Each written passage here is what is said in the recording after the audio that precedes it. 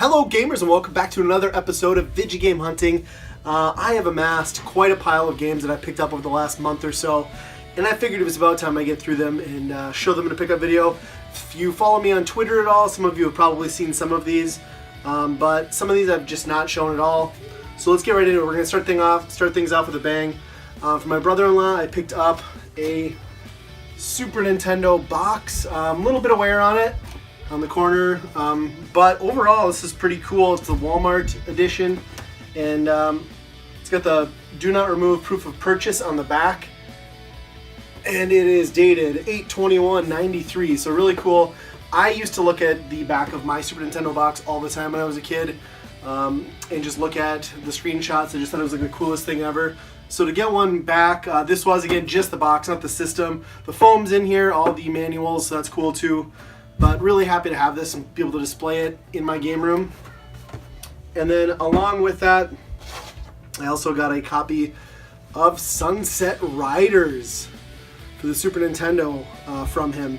And this is a great game. I've been playing a ton of it, really enjoying it. Great art style, super fun. Gonna have to do some couch co-op with that soon. So that was a pretty heavy pickup. I was happy to get both of those. Really excited for that. And then I've gotten some other decent scores along the way too. I was out at a neighboring town, popped into a thrift store, and this thrift store is kind of notorious for just always having virtually nothing. If they have anything of value game-wise, which is rare, it's priced accordingly.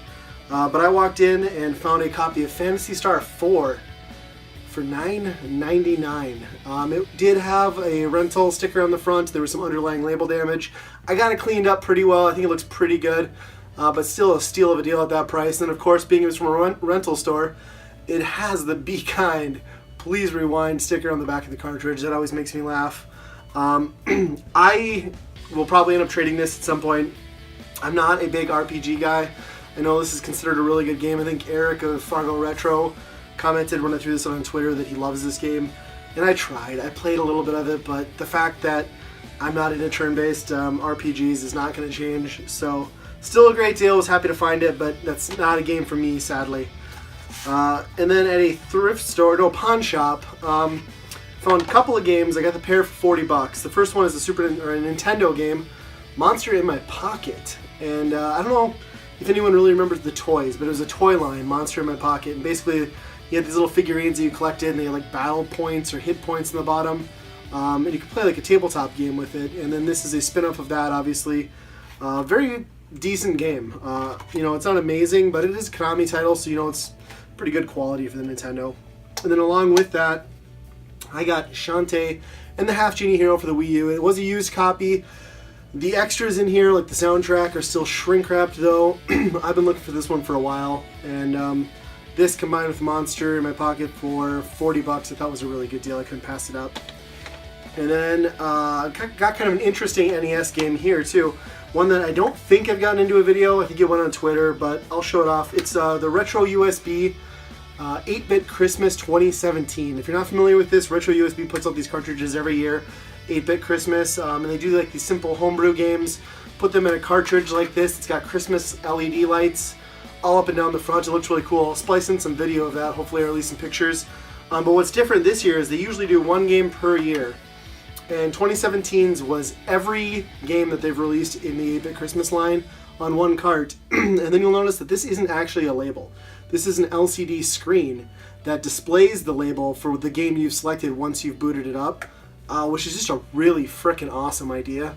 I'd love to see that in something like an EverDrive.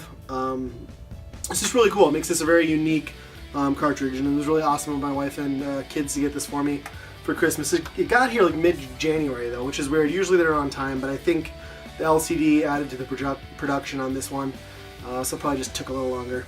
Not a big deal. Better late than never. I picked up a lot of Mario or N64 games off of a buddy. He had sold some stuff to me previously, and he was clearing out his closet, and he was like, hey, do you have any interest in these games? I'm like, sure. We worked out a price. $30 basically for 4 N64 games.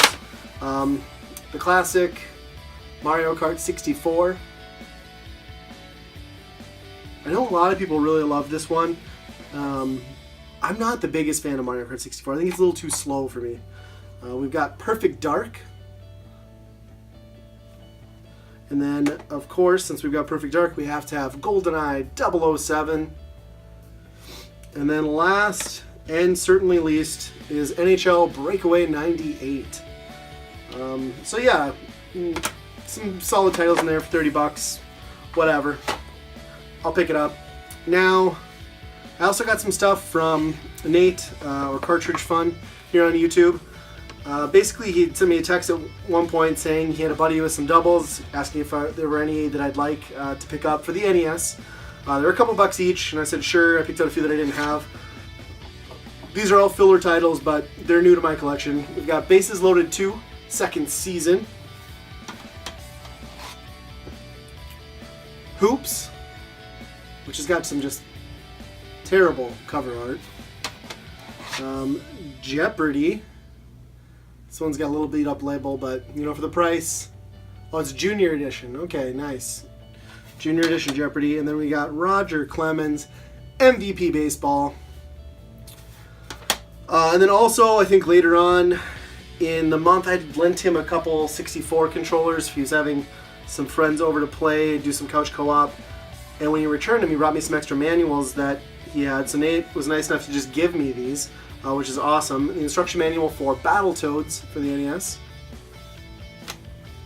And then also for Super Mario Bros. 2. And then this one is missing the cover, but it is the instruction manual for Mario Bros. 3. So very awesome, Nate. Thank you again. I really appreciate it. If you haven't already checked out his channel, I will leave a link to that in the description below. Highly recommend it. And then if you remember from, I think my last pickup video, I had gotten a boxed F-Zero, Parasite Eve, and maybe that was just it. Those two games at a thrift store in a neighboring town visiting my parents. They were just dirt cheap, or at least Parasite Eve was. I went back to that same thrift store. They were still doing a 50% off sale. I found a few more games. These were all, I think everything was $2 except for the one PlayStation 2 game might have been like $4. But we'll go through these. Some 64 titles again. Tetrisphere. Tony Hawk's Pro Skater. I love the Tony Hawk series. Not so much on the 64. I just cannot get used to that controller for that game. For the PlayStation, we got Star Wars Masters of Terra Kasai. I think this is supposed to be a pretty notoriously bad game, but we'll find out. Wipeout XL, which I already have. I got a copy of that from my buddy Retro Rob a while back in a trade. But this was a decent condition copy, and I wasn't going to leave it there. So, very cool. Great game, by the way. Pretty boring Genesis pickup, but it was complete. Caesar's Palace. Looks minty on the inside. Manual, cartridge, very clean. And then the one PlayStation 2 game I grabbed was Ghostbusters, the video game. I have this on 360, I believe, also. But for the PlayStation 2, I wanted to pick it up since they had it available and it was cheap. So yeah, not bad. I think all of these combined cost me like 15 bucks or so. So I am a huge fan of clearance and hunting for clearance stuff at Target. Now, I don't know how many of you are familiar with this new Hori mini wired gamepad that came out for the PlayStation 4. Supposedly the idea is that it's for smaller hands for children, but it also works really well as a nice retro style controller for certain games. They just came out a while back. They retail for $29.99. This was an opened repackaged version that was just sitting on a shelf for 10 bucks. I wasn't going to leave it there for that, and actually it works perfectly fine. I've been playing Knack. My son he's 4, so he's got the little hands. This thing's perfect for this, for him, and he's been playing through Knack and having some fun with it. I'm also not like a big limited run guy. Like, I don't buy a lot of their games. It's just not something I'm real into, but they had a game that came up recently that I just had to pick up, and that was Windjammers. And I was going to buy just the standard copy, but my buddy Andy informed me that he bought the collector's edition, and I just couldn't be one-upped.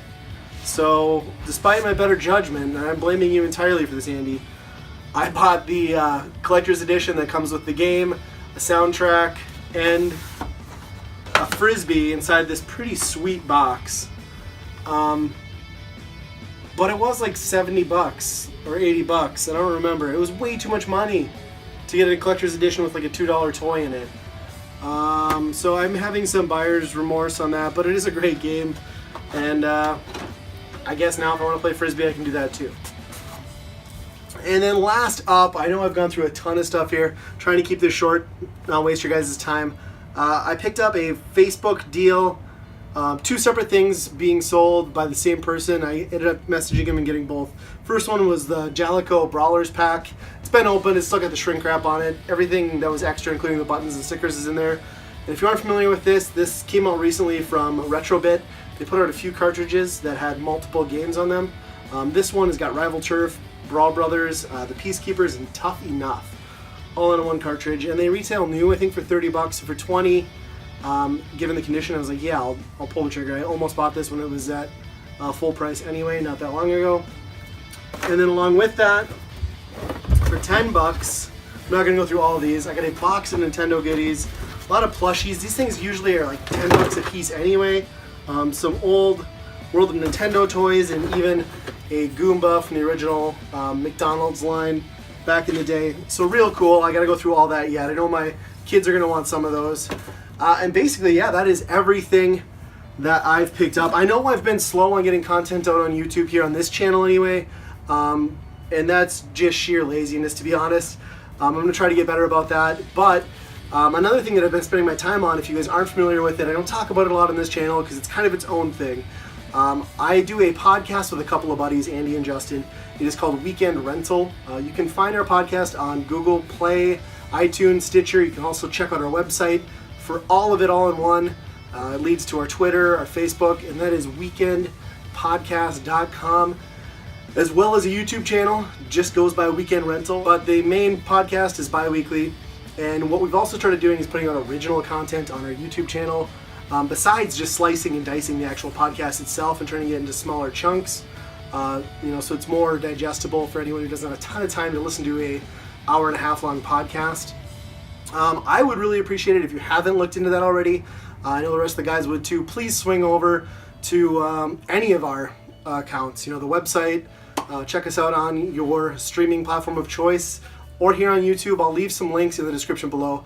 That is Weekend Rental. We recently just did a great video on the Wii Shop. The Wii Shop is closing down very soon, and we've made some recommendations on games that you should get before it's too late.